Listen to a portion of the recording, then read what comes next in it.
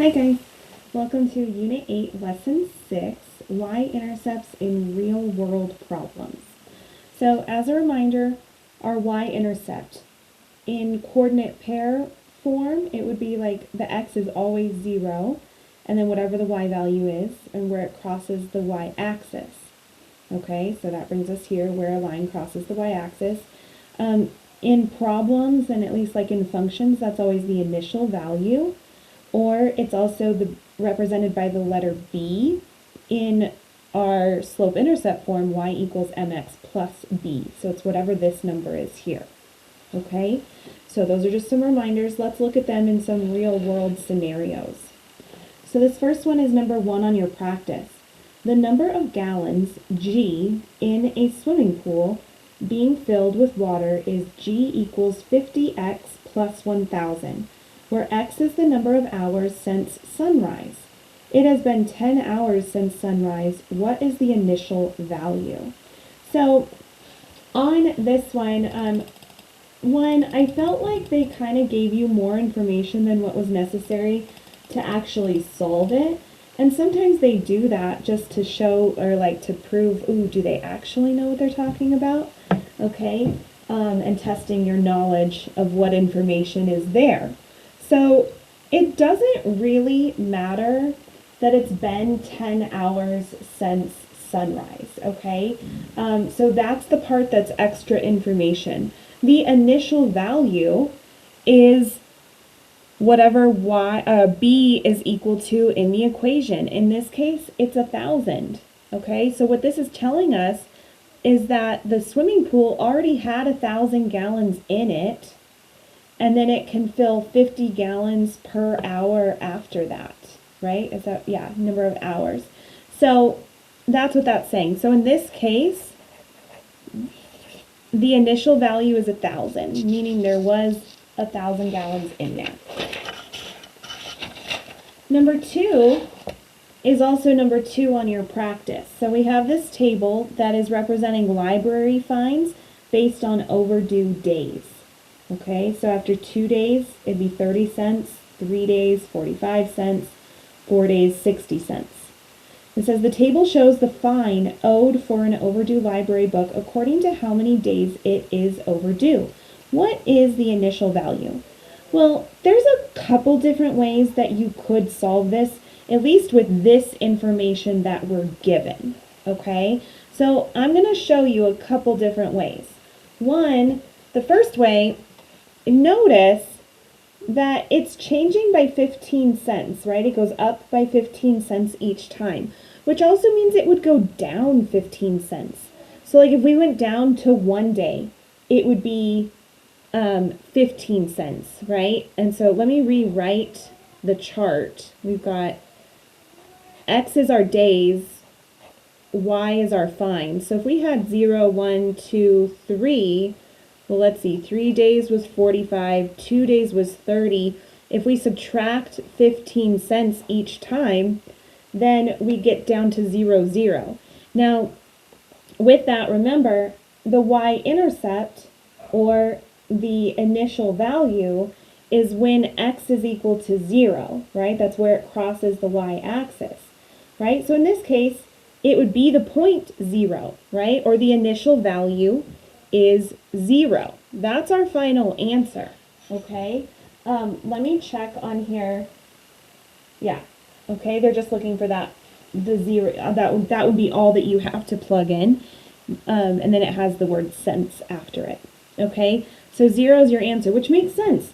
If it isn't late any days, right, it makes sense that you would owe 0 extra cents, okay?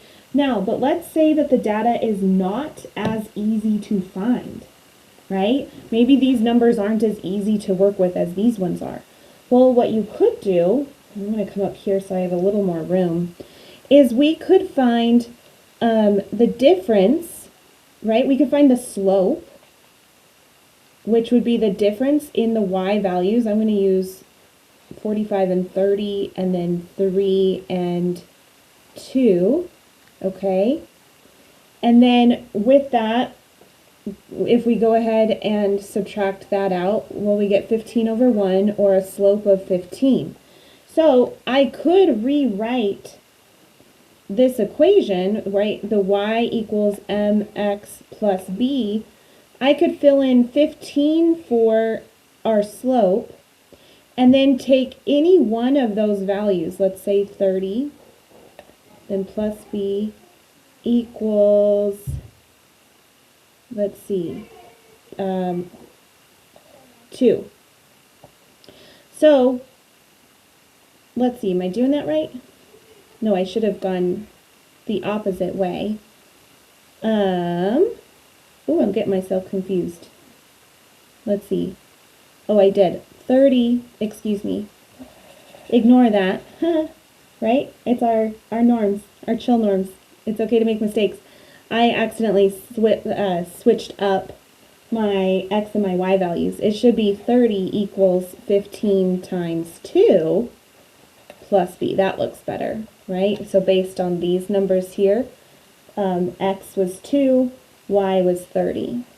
Well, this equals 30 plus b.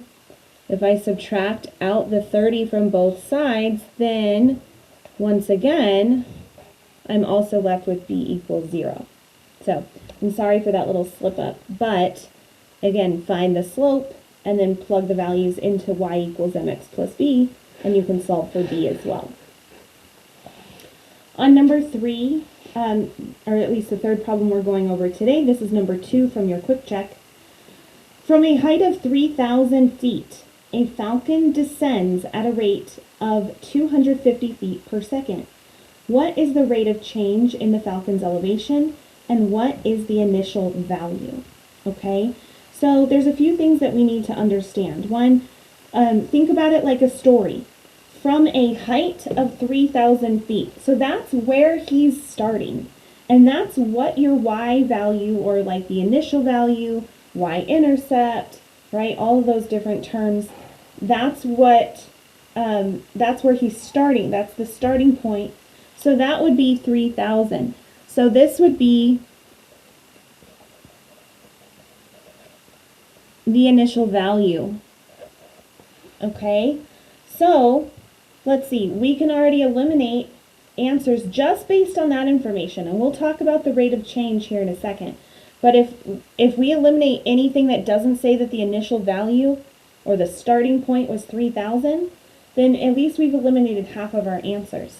So this first one says the rate of change is 3,000 feet per second and the initial value is negative 250 feet. Nope, initial value needs to be 3,000. Same thing with this one. It says initial value is 250 feet. That one doesn't work either. Okay, so now we need to figure out between these two, and there's only one tiny little difference between them. This one has a positive rate of change, this one has a negative. And that comes down to your vocabulary and understanding that it means what this word here means. This word means to go down, descend. So like even if you're in an airplane and it says we're starting our descension, right? Or we're starting to descend. That means you're starting to go down back to the ground. Okay? So if the falcon is going down, that means his rate of change is going down also, signifying that it should be a negative value. Okay? A positive value would say that he's going up. That would be an ascension, or he's ascending.